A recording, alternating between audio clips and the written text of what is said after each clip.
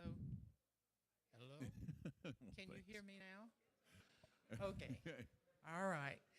Um, I'm going to introduce you to our pastor, Pastor Dan Hopkins. He's going to pray and bless the food we just ate, okay? Well, I'd like to welcome all of you to Placerville Church of the Nazarene. We have a health ministry here led by Ruth, and as a part of that health ministry are these healthy living seminars. So we're glad that you signed up and have come today. We hope you feel very welcome. I'd like to just ask God to bless this event. Father God, we thank you so much for this opportunity to gather to fellowship around the table. We thank you for the food that we ate, and those that prepared it was so delicious. We thank you for this opportunity to learn and to gain insight so that we might take care of our bodies. Lord, we pray you'll bless this meeting with your presence, and we thank you for the speaker today. We pray you'll bless him. Amen.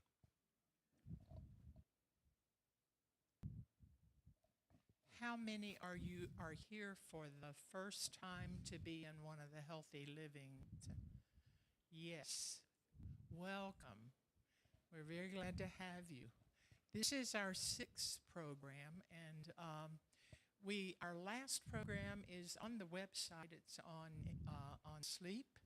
So if you're interested in that, I would encourage you to take a look at it. And after this, we'll also add on Dr. Ochi's lecture, so it'll be available. You can encourage your friends to take a look, okay? It's always a challenge to figure out what program to have. And since the last one, I just kept thinking about it. I thought about a couple of subjects. I kept rummaging around aging kinds of things. And then I met Dr. Ochi, and he started sharing his passion for teaching people, spending time with people, learning how to be more healthy, and especially in this area of inflammation. And so when he said that, I considered it a God thing. Okay, I really do, because it seems each time that there has been direction to make a choice as to what we're to hear. So I am going to introduce Dr. Jim Ochi, and I'm going to let him tell you more about himself and share what he has to share. If he can find his way through the maze. So welcome, Jim. Thank you so much, Ruth. I really appreciate you folks coming to listen to me this evening, and I want to make sure that it's worthwhile for each and every one of you. And thank you, Ruth, for that wonderful introduction. So I should start off by saying that all of us nowadays are absolutely flooded with a fire hose of health information from social media, from podcasts, TV, and the internet. But unfortunately, so much of this information is inaccurate or misleading, and it's often promoted by influencers or others with absolutely no medical training. In most cases, these individuals are also marketing supplements or products or programs that create huge conflicts of interest. And yet at the same time, there have been remarkable advances in medical science published in peer-reviewed journals that can genuinely improve our health as we age. Controlling inflammation, as we will see, is an almost universal theme. The challenge then for all of us is to learn how to distinguish evidence-based medicine from opinion, marketing, and misinformation. I just wanted to mention that there is no need to take notes. Just point your smartphone camera at this QR code right here, and you'll get a handout with all the links to this presentation. And if for some reason that doesn't work for you, just send me an email at jwochi@yahoo.com, and I'll reply with the handout. And if I could, I would just like to ask you folks to just hold all questions or comments until the very end, and I will make sure that I answer all of your questions and listen to all of your comments. I'm just waiting for everybody to get a fix on the QR code. And I'll also show the same slide at the end, just so you know. Okay. So you might rightfully wonder, next slide, please, what qualifications I have that would make you want to listen to me give a presentation on healthy aging. In other words, how am I different than a YouTube influencer or someone with a garage packed full of supplements to sell? I had the distinct privilege of graduating from medical school at Mayo Clinic, followed by internship and surgical residency training at UC San Diego Health. I then sought additional pediatric surgical training at Great Ormond Street Hospital for Children in London before returning home to San Diego, where I practiced for 33 years. And although my specialty involved performing surgery on children rather than geriatrics or preventive medicine, I became deeply interested in healthy aging after retirement, obviously for completely selfish reasons. This field, as we will see, is evolving very rapidly, and some of the things that we'll be discussing have only been published or been made public in the last couple of weeks.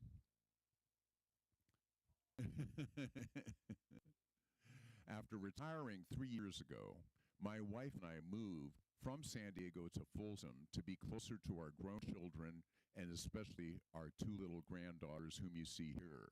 And like so many people entering their Medicare years, I became increasingly interested in how lifestyle choices influence long-term health, energy, cognition, and independence.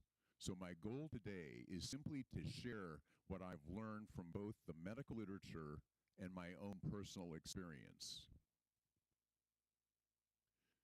So if you saw this gentleman holding this baby on a park bench somewhere, and I said to you, how old do you think that guy is? How many of you think, he might be 82? Raise your hands if you think that might be the case. Not too many of you. How many of you think, he looks more like he might be 92? How many of you think 82? Okay. Okay. The fact is, he's actually 102 years old. And the reason I know this is my dad, earlier this year, being introduced to Sophie, his newest great-grandchild, whom you saw just a few slides ago. Remarkably, these two individuals share the same birthday, February 26th, and so these two individuals are exactly 102 years apart to the day in age. My father worked as a biostatistician, and he remained professionally active until he was almost 90 years old. And even now, he reports no pain and no discomfort. His long-term memory remains excellent, although understandably, his short-term memory has become more compromised with age. And you know, when people hear stories like this, they often assume that longevity is primarily genetic. They often say things like, well, you know, in my family, no one has lived past 72, so there is no hope for me to enjoy good health into old age. What I want you to know is that genetics does play a role, but modern research suggests that lifestyle choices are much more influential. Next slide.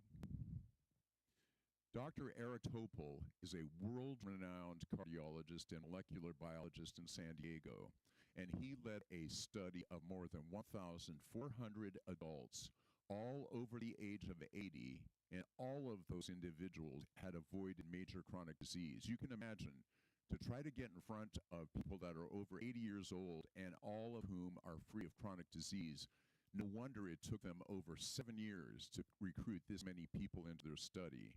He referred to these people as the welderly as opposed to the elderly. And he and his team found that genetically, these people are not dramatically different from the general population. The results of their study showed that about 20% of longevity can be related to genetics, while roughly 80% or the vast majority is influenced by behavior and the environment. In other words, many of the factors that influence healthy aging are modifiable.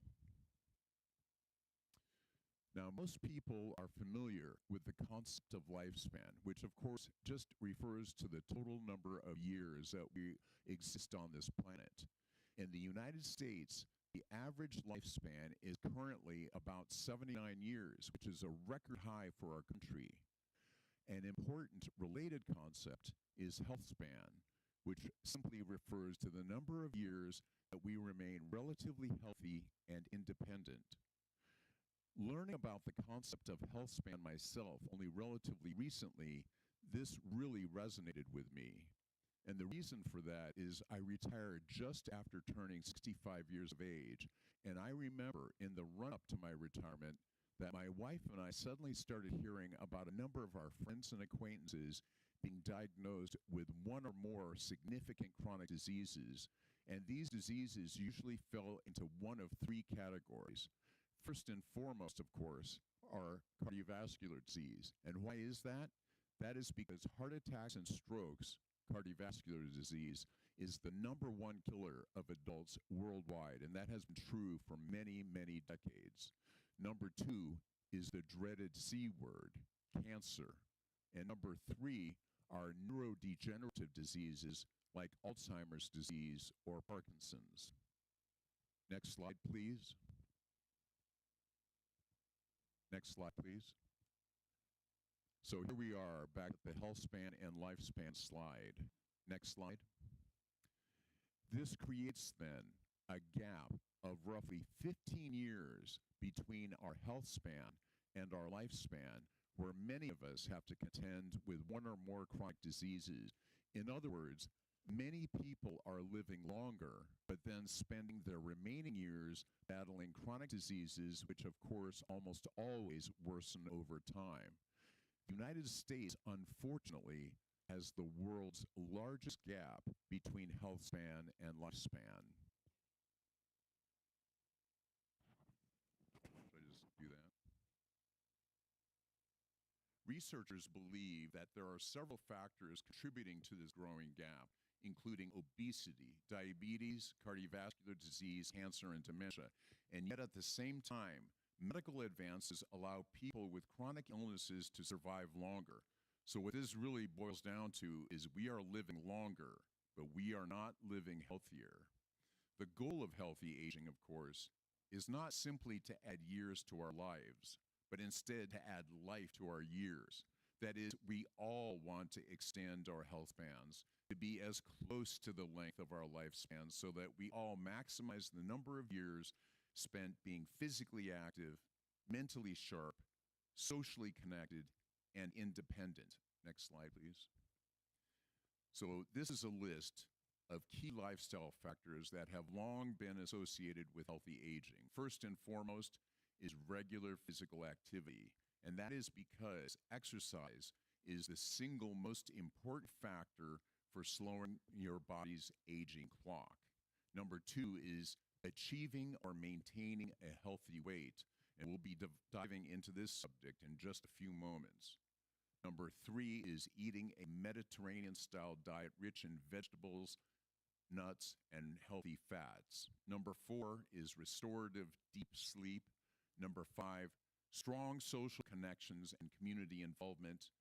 And I believe my dad's habits illustrate many of these principles. Next slide.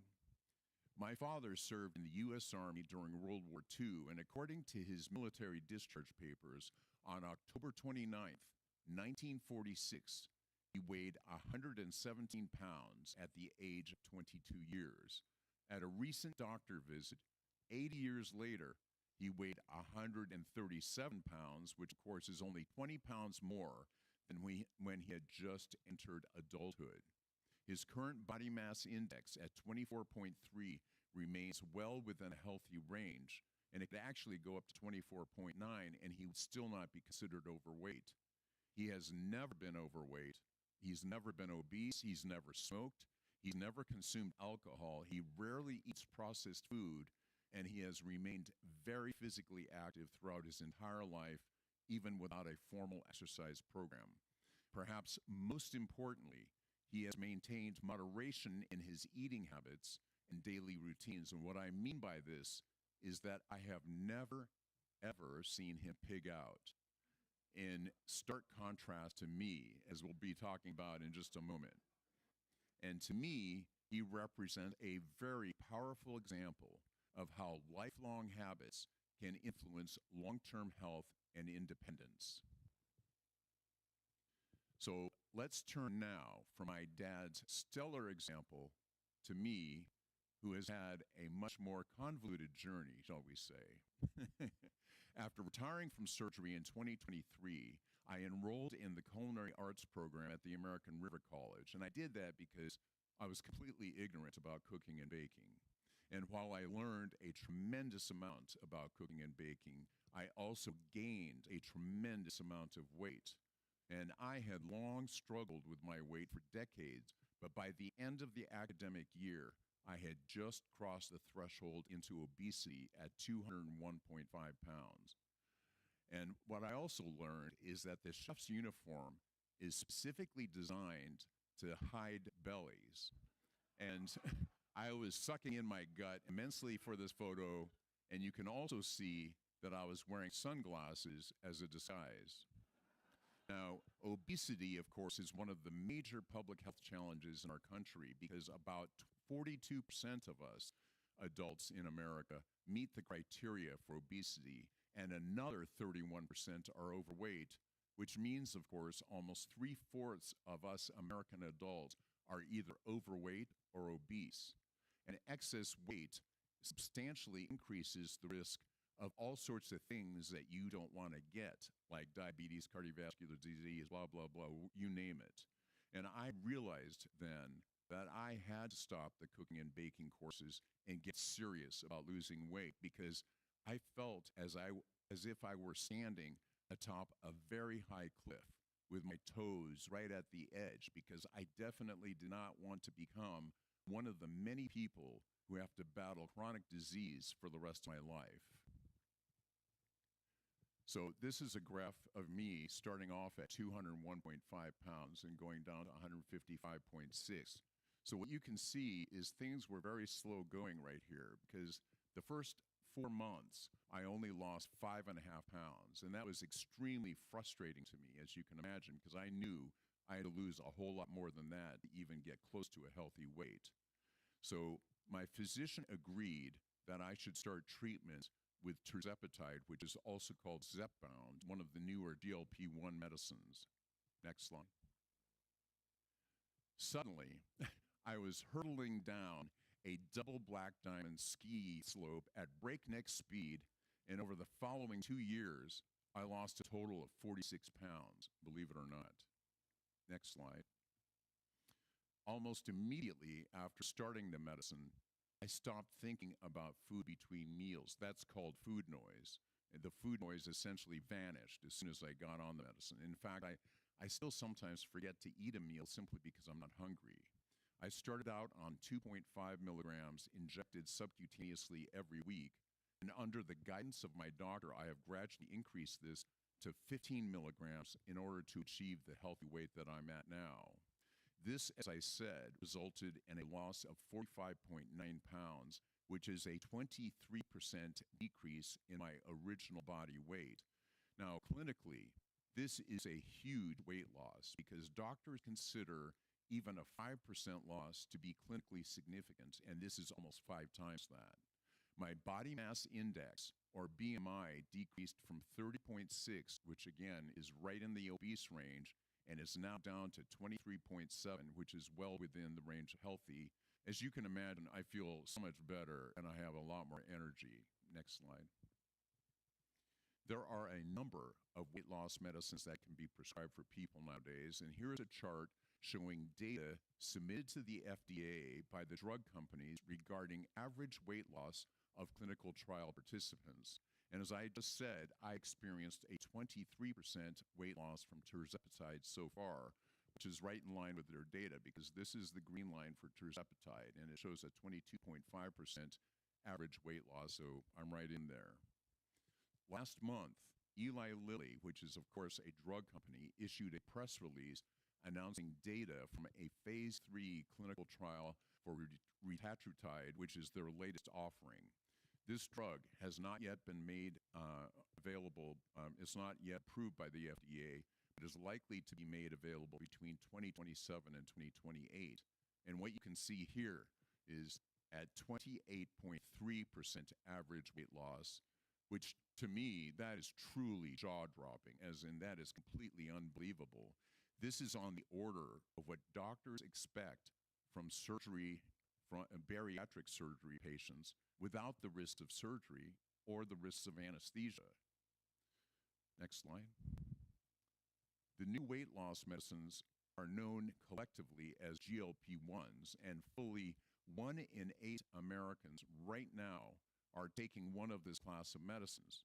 So what that means, of course, is in our room, there's more than just me on this medicine, probably. And of course, I'm not going to ask you to raise your hands, but you know who you are. This amounts to 44 million Americans, which is more than every man, woman, and child in the state of California, which itself is, of course, the most populous state in our country. Now, these medicines, of course, were initially developed to improve blood sugar control in diabetic patients, but they also produce significant weight loss and an ever-expanding list of additional off-target benefits, which we will get to in just a moment. So before we do that, let's touch on some of the practical aspects of this class of medicines. Federal law has long barred Medicare from covering these new medications because they were classified as lifestyle medicines, which I completely disagree with, but that's just the way it is. As a result of that, though, these medicines can easily cost over $1,000 a month. And to get an idea of how much profit opportunity there is in this area, it has been estimated that it might cost $5 to make a month's supply of this medicine, believe it or not. There is, however, a loophole that does allow the government to offer pilot programs.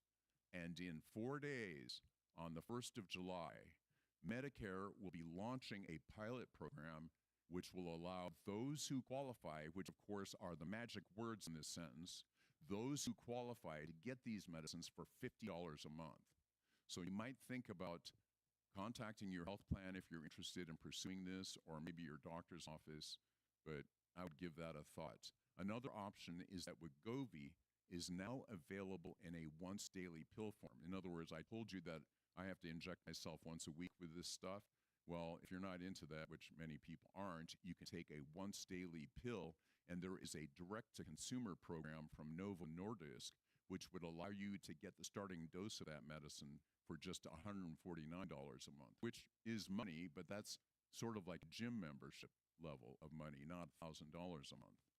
And if you're interested in getting on one of these medicines, I strongly recommend that you get only FDA-approved medicines manufactured by the drug company holding the patent. Because if you go on the web, there are many, many really cheap sources who offer these meds. A lot of them are from overseas, which is far beyond reach of the FDA. And there is a much higher chance of a preparation error in the really cheap stuff. And what I mean by that is if you look at the label dosage, many times there is far less medicine in that vial, or believe it or not, far more than what should be in that vial. The other thing is that there are many risks of having contaminants, including heavy metals, in those preparations. So you really have to watch it. There's also been a higher likelihood of adverse effects reported from those preparations, as well as an increased risk of hospitalizations. So as I just mentioned before, there is an ever-expanding list of off-target benefits from the GLP-1s. The most well-known of these include, number one, reduced cardiovascular risk. And that kind of makes sense because for me, since I'm carrying around 46 fewer pounds of fat, you know, that might be easier on my heart and might result in a lower risk of heart attack and stroke. Secondly, there has been preliminary evidence in the past that GLP-1s help to control cancer progression. but I didn't think this was strong enough evidence to include in this presentation, and I thought I was finally finished preparing my slides for this talk. But then just a couple weeks ago, I heard about a paper which had just been presented at a national clinical oncology meeting involving over 10,000 patients. And what they saw is that those who were diagnosed with cancer and then put on a GLP-1 had reduced metastatic progression in their cancers across 6 out of 7 cancers.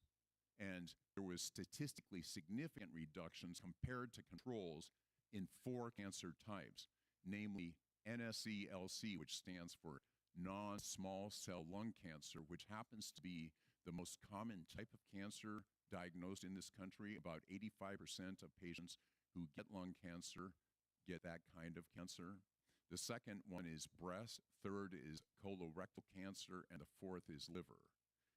Number 3 on the list of off-target benefits is there is a reduced risk of people on GLP-1s being diagnosed with neurodegenerative disease, again, Alzheimer's and Parkinson's. Next slide. It is important to note, I think, when you look at the first 3 off-target benefits, what do they involve? Number 1, reduced cardiovascular risk. Number 2, reduced metastatic progression for those that have cancer. Number 3, reduced risk of neurodegenerative disease. Where did we see those 3 categories just recently? Next slide.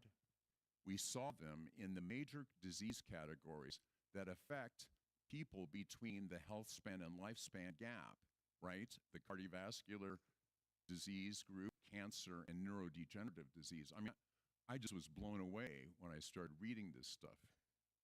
Next slide. As we go on with the list of off-target benefits, those include better liver and kidney function in those that are on GLP-1s, and improvement in sleep apnea, such that tirzepatide, which is the medicine I'm on, is now FDA approved for obstructive sleep apnea in obese patients. So in other words, it used to be that if you had someone that had obstructive sleep apnea and they went off and got the sleep study and it confirmed that, and the doctor might write a prescription for a CPAP machine. That's totally understandable. Now, if patients obese as well, the doctor could write a prescription for tirzepatide, because that would also be completely acceptable according to the FDA. Another area which I find to be absolutely fascinating is those patients that are on GLP-1s, if they have problems with substance use or substance abuse, like alcohol, nicotine, and opioids, they seem to have less cravings for those substances when they're on GLP-1. And for those patients that have compulsive behavior issues like compulsive gambling or compulsive shopping, they too seem to benefit when they're on this kind of medicine. And why is that? Well, for a long time, no one really had a clue, but when you think about it, GLP-1s target receptors in the gut. That's how this stuff works, right? Well, those same receptors exist in your brain. So maybe that's how that connection works. The common theme to all of these off-target benefits, in my opinion, is reduced systemic inflammation. And that's why I put that word in bold, because inflammation is increasingly recognized as a major contributor to all sorts of diseases such as cardiovascular disease, dementia, arthritis, and many other chronic illnesses associated with aging. So let's now talk about another way of reaping benefits of reducing inflammation, which has to do with keeping current on your vaccines. Cardiovascular risk, or cardiovascular disease, as I said, has long been the leading cause of deaths for adults around the world. The American College of Cardiology just last summer issued new clinical guidelines that emphasize the importance of adult vaccinations against respiratory illnesses. And why is that? That's because doing so reduces the risk of heart attack and stroke by between 15 to 40%. To me, this again is an example of an off-target benefit that can improve healthy aging for all of us. The current recommendations commonly include the influenza vaccine, because we all have to remember that between 12,000 to 52,000 Americans die each and every year from influenza. And of course, Those of us over 65 are in an especially vulnerable group. That's why I get the updated vaccine each and every year, and I did so before these new clinical guidelines came out. Now that they're out, I mean, I'm doubly sure to get the updated vaccine every year. And the same is true for the COVID-19 vaccine, because we have to remember that 40,000 to 75,000 Americans die each and every year from COVID-19. And for those of us that are 65 and over, we can get the updated vaccine every 6 months, which again, that's exactly what I do and will continue to do. The pneumococcal vaccine and the RSV vaccines, thank God, are a one-and-done type of shot. The shingles vaccine is simply 2 shots spread by 6 months. Vaccines, of course, not only reduce the risk of infection, but it is believed that it also reduces systemic inflammation, which helps to stabilize your blood vessels and thereby reduce your cardiovascular risk. So let's now turn our attention to shingles. Patients who have shingles usually start off with pain, tingling, or burning that occurs on one side of the body. The pain and burning can be very severe and usually presents before a rash. The red patches then form on the skin, followed by small blisters, and the blisters break open, forming small sores that begin to dry and form crusts. The crusts come off in 2 or 3 weeks. Thank God, scarring is usually rare. So you may remember, next slide, getting chickenpox as a child, and then recovering, of course, and then, like most of us, thinking, well, you're done with that. Well, it turns out you're not, because the varicella zoster virus, which causes chickenpox, doesn't leave your body, but simply hides out in your nervous tissues. Isn't that nice? And then it does so for decades, and then reemerges as shingles. Research has shown a fascinating connection between the shingles vaccine and dementia prevention. Large studies, the most well-known of which involved almost 300,000 people, was published just last year, and it showed a 20% lower dementia rate among those who had received the shingles vaccine. And this is thought to be due because the vaccine reduces viral reactivation and inflammation, which helps to protect your brain and blood vessels. And again, this is yet another example of an off-target benefit which all of us can take advantage of. And the study demonstrating the 20% lower dementia risk was done with the older Zostavax shingles vaccine, which has been replaced by the newer Shingrix vaccine, which not only protects you more against shingles, but is thought to confer at least a 25% reduction in dementia. So as for me, I previously had the older shingles vaccine, and then I got the newer Shingrix vaccine the day this was made available to me. I was sitting up in my office seeing patients and running through the bureaucratic baloney that's associated with medicine nowadays. I saw that email. I immediately stopped what I was doing, and I ran downstairs to the pharmacy, and I got the first of the 2 shots. And the reason I did that is I had cared for a number of shingles patients, and their pain and misery were uniformly miserable. And the other thing you should know is there are really awful complications that can happen from that disease that can cause lifelong problems. You really don't want that. So far, we have discussed how achieving or maintaining a healthy weight and staying current with your vaccines reduces inflammation and lowers the risk of cardiovascular disease and dementia. Next slide. So one of the most surprising lessons of retirement for me was realizing how important social interaction and community involvement are for emotional and cognitive health. And what I mean by that is, you know, when I was in practice, I was very busy and I saw lots of patients in the office and I did lots of surgery in the operating room. And then I'd go to the office and slam through the bureaucratic baloney on my computer. And there was a constant string of people at the door interrupting me, you know, other doctors, nurses, pharmacists, you name it. And I'd sit there and I'd think, come on, you guys. I'm trying to get the heck out of here at a decent hour. Quit bugging me. You know, I never said that to them because they were bugging me for a good reason, but I just thought, come on, quit it.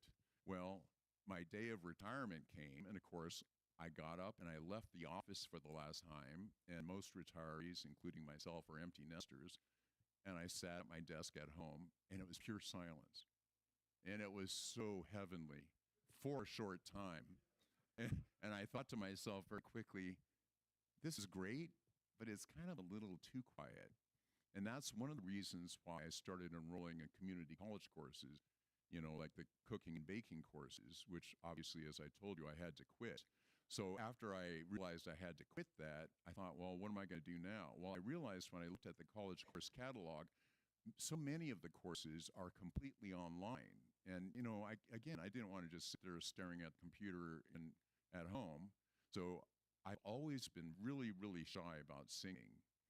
And so I thought, well, we need to address that. So 2 years ago, I started enrolling in voice class and choir class.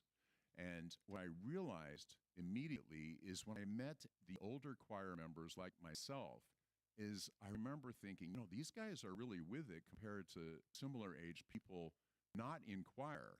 In other words, these people are much more highly engaged, energetic, and socially connected. And I discovered later that there is a substantial body of medical literature showing that choir participation among older adults like me objectively improves their cognition, improves their mood, reduces their stress, and improves their respiratory function. And that can be documented in as little as 12 weeks. Furthermore, a study was published just a couple weeks ago where these researchers examined the DNA of thousands of individuals, and they found that those who engage in singing and other artistic and cultural activities have a slower pace of aging and a younger biological age, as demonstrated by their DNA. And the size of these DNA changes were found to be comparable to that seen for exercise, which that really blew me away because, as you'll remember, exercise is the #1 way to slow your body's aging clock. The mechanism for these improvements, once again, is thought to be a decrease in inflammation. And before I forget, just to be clear, exercise is important for cardiovascular fitness. So I don't want you to stop exercising and think you can sing in a choir once a week and get all the benefits. It'd be great if you continued to exercise and also sang in a choir. So I got to know Ruth Ochi, who kindly introduced me because we are members of the choir that you see here. This photo was taken just last month at the Shakespeare Club here in Placerville. And you can see we were accompanied by no less than 6 instrumentalists, and we are led by Maria Pechanova, who is an unbelievably hardworking and talented director. And if any of you would like to benefit from positive changes to your DNA, as well as improved cognition, improved mood, and improved respiratory function, while having fun and making beautiful music, please speak to Ruth or myself after the presentation to find out more. Next slide. So as we have seen, all of the things that we have discussed this evening with regard to healthy aging, namely, number 1, achieving or maintaining a healthy weight, which, in my opinion, for the very first time, is now reasonably achievable to the average person. Number 2, vaccines to reduce cardiovascular risk. Number 3, shingles vaccine to decrease the risk of dementia. And 4, choir singing and other artistic and cultural activities to slow aging. Every single one of these revolve around controlling inflammation. Now, please don't think I'm just a doctor who's pro-vaccine in this era of vaccine hesitancy. Let's assume for just a moment that vaccines didn't reduce the chance of infections at all. At least for me, I can only speak for myself. If I learned that getting the shots would give me a measure of cardiovascular protection and decreased risk of dementia, I'd jump in my car and I'd drive down to the pharmacy and roll up my sleeve and get the shots right now. The fact that vaccines significantly reduce the chance of infection and confer these off-target benefits makes me even more motivated to stay current with the vaccines, because healthy aging is not only about avoiding disease, it's also maintaining purpose and curiosity and learning and meaningful relationships. There was a study published just a few months ago where these researchers looked at over 500,000 people, and it showed that adding just 5 minutes of sleep, 2 minutes of moderate physical activity, and a half serving of vegetables a day can result in adding a full year to your life. I mean, that is just unbelievable. A number of people have said to me in the past, they might say something like, yeah, I should start exercising, but the guy next door just ran his 4th marathon, and there's no way I can do that, so what's the use? The results of this study demonstrate that many of the most important factors, they're not expensive, they're not difficult, and they're not time-consuming. They are simply the ordinary choices we make each and every day. How we eat, how active we remain, how we sleep, whether we stay socially connected, and whether we continue to learn and engage with the world around us. Because I think the encouraging news from this study is that it is never too late to make meaningful improvements, because as you can see, even small changes consistently maintained can produce substantial benefits over time. Next slide.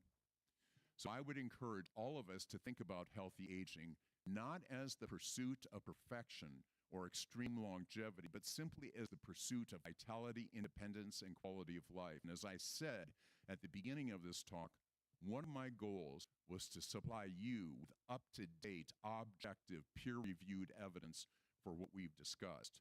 This area of research, as you can see, is evolving very rapidly, and it has been challenging but rewarding to bring you the latest information available, and I'd be happy to come back to give you an update in the future if you folks found that to be worthwhile.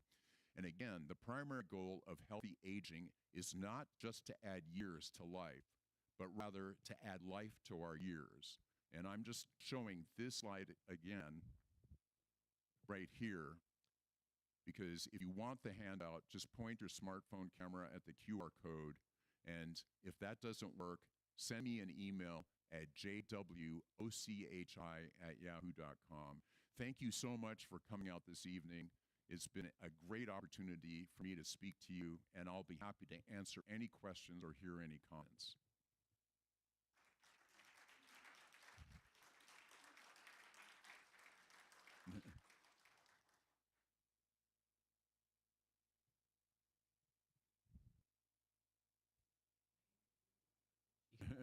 Thank you. So, are there questions? All right, here's Yes, one. Christine. Hi, Jim. Jim's my neighbor, by Yeah. the way. Very good neighbor.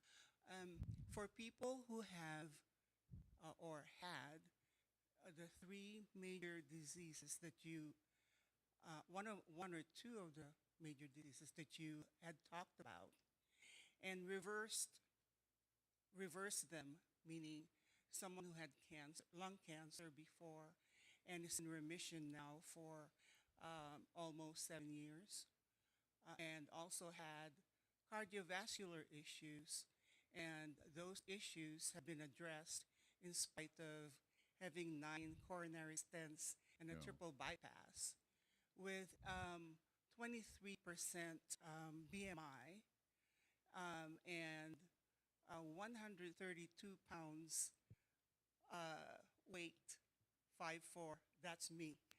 And I feel good. I have always exercised, Yeah. eaten healthy, and I've always believed in socialization, meaning I was also a member of numerous choirs. Even in Scotland, when Yeah. I was invited to sing with the Scottish choir. If you don't mind, I'm just going to answer your question right now. Okay. Thank you. Well, the truth is that the research that's being done into the off-target benefits, in my opinion, is just in its infancy. These studies, I feel like almost every week I open my computer and I see the results of a study that has just been published or presented. And so with regard to what you're talking about, the honest truth is I don't know. I don't know, but I'm just saying that we see objective evidence of these improvements or these benefits, in those major disease categories. And whether or not a patient might be able to reverse the path of their disease, in my opinion, that has yet to be investigated, because we just need to find out, is this true? And is it true for which people?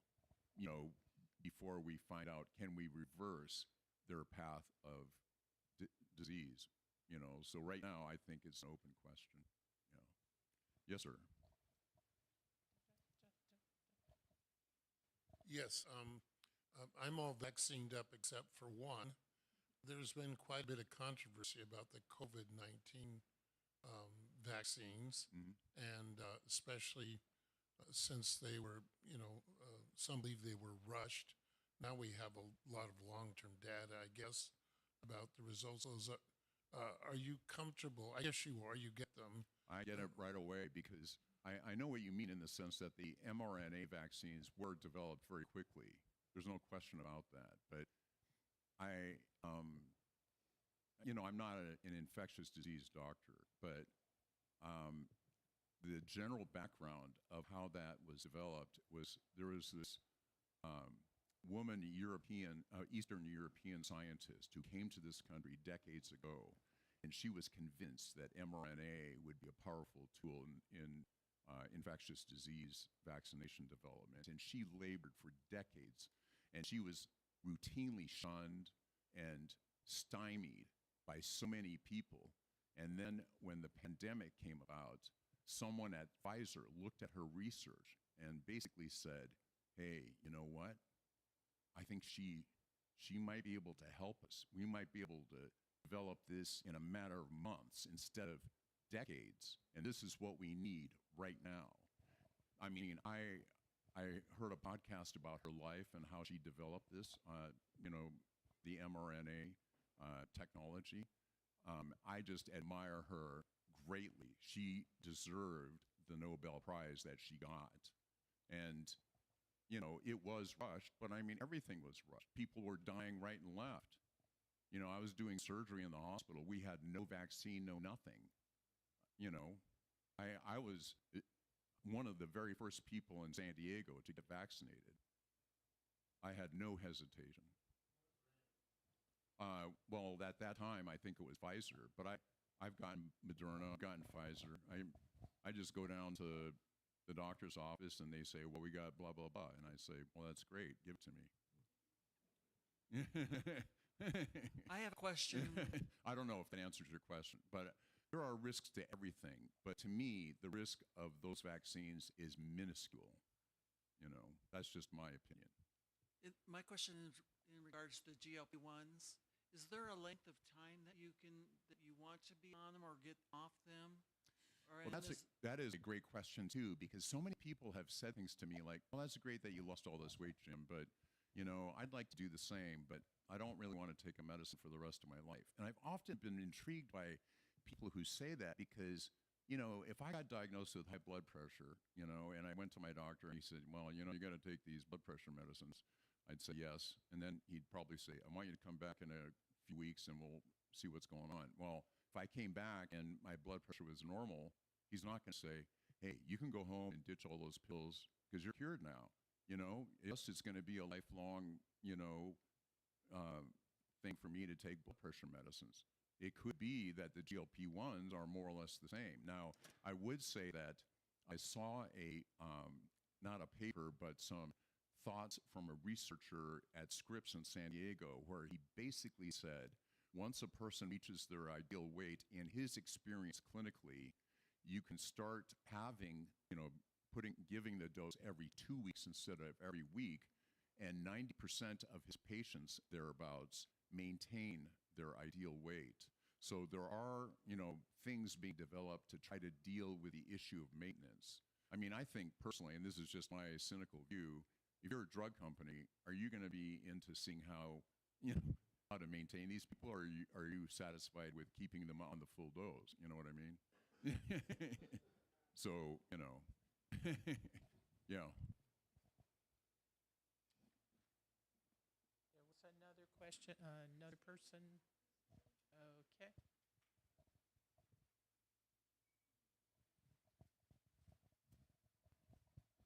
So my husband already had shingles. Yes. What is the study on getting the shingle vaccine after? Is there any benefit?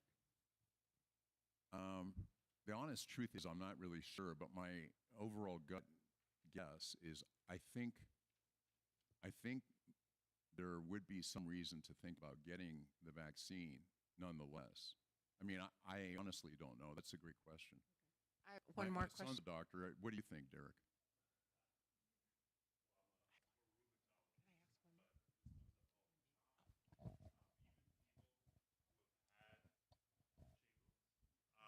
Are recommended to have the vaccine because you can actually get it multiple times and then thereby suffer from the inflammatory consequences. That's the consensus. You don't want to get it while you have acute shingles, but typically after the lesions have scabbed over a couple weeks later, it's a good idea to get it because I have seen some patients get recurrent shingles. Thank you, Derek. And she had one. Do you know anything about the inflammation in the lymphatic system and that type of inflammation? With regard to Lymph nodes, I've been studying recently about hormonal changes and affecting the lymphatic system and the lymph nodes. And I didn't know if all of this regarding inflammation had to do with that as well, or is that something completely different? I think it might be different in the sense that the kind of inflammation, I guess, that I was referring to is systemic inflammation, rather than specifically lymphatics or other specific areas of the body. I guess the reason I wanted to highlight the theme of inflammation is that so many people, just when I meet people at the store or restaurants, they'll say things like, well, I saw the news and suddenly peanut butter is good for you. And then, corn is bad for you. And I don't know what's what, and no one knows what they're doing. Well, I can see why people kind of think that way because it looks like just a complete random mishmash. And that's why when Ruth and I were talking about possible topics, I wanted to show you folks that there is a common theme here because it does make sense. And the theme of inflammation, at least to me, is becoming more and more important over time. In other words, it's not going away. And I was hoping that, if I were sitting out there in the audience, I'd go, oh, okay, it makes sense that GLP-1s reduce inflammation and these vaccines reduce inflammation and singing in choir reduce, you know what I mean? Like, he's not as nutty as he sounds, that there is a common theme here, and that's important because that might help, like, with future development in medical science. If you heard a news release that said, oh, we discovered that blah, blah, blah is healthy for you because it reduces inflammation, you might think, aha, that might be a part of a larger network of tools that we can use to help us. Because I think that's where the breakdown occurs. Because when I think about something you can do that's very straightforward, that would cut the risk of dementia by 25%, I mean, that is unbelievable. And yet, I heard that on the news, but, I don't hear people in stores or restaurants talking about it. You know what I mean? It's like, but then, that to me was so important. And then when I heard about the cardiovascular protection from the respiratory vaccinations, I just thought, that is unbelievable. I mean, how come people aren't having parties for this? I mean, this is a major advancement, This could help millions of people all around the world, I mean. I'm sorry. No, corn is not bad for you. I just had to come up with something. And peanut butter, as far as I know, is not bad for you. Hi. Hi, Dawn. Hi. My husband, Yeah. has never been overweight, but strong family history of Alzheimer's. Should I be giving some of my tirzepatide as well? Well, he's nowhere near overweight. No. But, I mean, there is a new blood test, as you may know. Right. So you know about that. I do know. Yeah. It's pretty accurate. Well, I don't know the specifics, but I do know that it is accurate enough that that would be a reasonable first step. Okay. I would do that, I mean, the other thing is, what are you going to do with that information? Exactly. Yeah, given that, in my opinion, the treatment for Alzheimer's is really not that great because nothing really works. You know, I mean, it doesn't work that well, Hold. you know.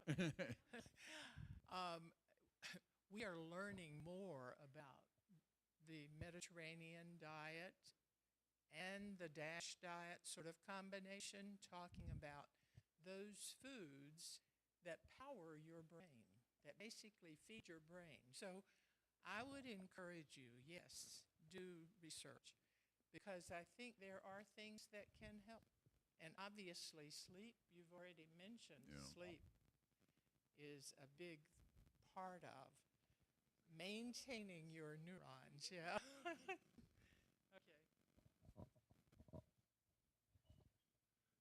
Could you explain briefly again what form inflammation takes in the body?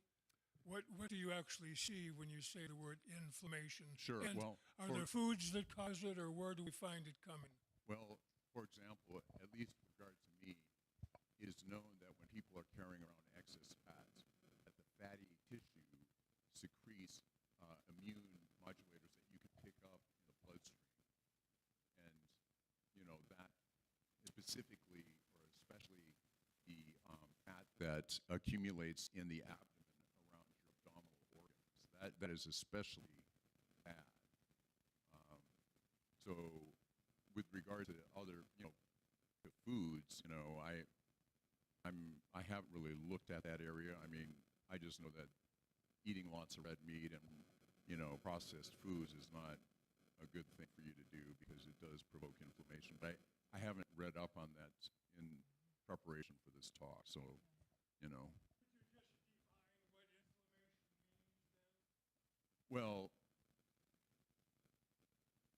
that term, I mean, this is not going to be maybe all that useful of an answer, but it was coined by a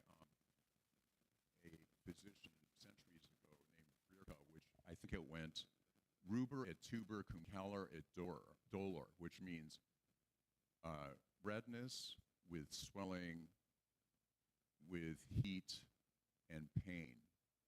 Those are the four basic elements. Is that not true, Dr. Ochi?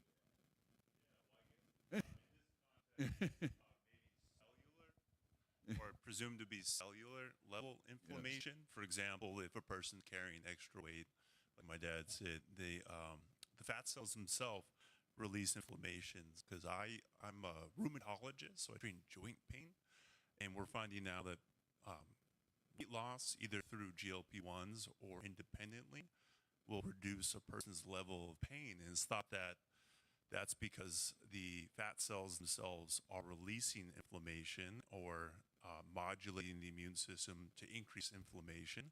It's not something that you could particularly see, but if you were to look at the cells under a microscope, you would see things like early DNA aging, I think like my dad mentioned, and then other laboratory ways of measuring inflammation. But it's hard to, I think, define because it's not something, at least as it pertains to health and wellness, that you can see.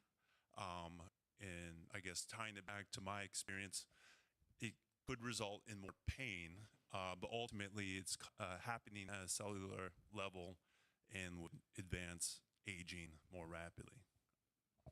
Thank you. I'm so glad you're here, Derek. In addition to social interaction through singing, I might suggest that regular church attendance would give you a viability for singing and human interaction, encouragement, all the kinds of things you need to live healthy. Services are tomorrow at 10:30 a.m. Yeah. Yeah. I mean, I would agree that I think that, church gives people a great opportunity to socialize with others and be connected with people, and that is so important. I think especially in this day and age when loneliness is at very high levels and has been in our society for some time. So, I'm sorry? Yeah, no, you're right. So I think that's a very good point. Yeah. Is there another? I'd like to introduce you to someone. Cindy, would you come forward? Cindy is the cook. No. Cindy is also a nurse, a faith community nurse, and we are part of Eldorado Health Ministries, and the association provided the meal for everyone for free. Okay. So, thank you. You're welcome. You want to say anything? Ruth and I have been doing this for a very long time, and over the decades it has changed, and it's just Ruth and I now doing this ministry, but we feel like it's so important, and so we've really shifted, and we've begun to do these classes on a regular basis just to help people with knowledge that is going to make your life better. We're all getting older, and so why not just be as healthy as you can? So thank you for giving up a Saturday. It was a beautiful day, and you came to sit here, so we're so grateful that you came. Thank you so much.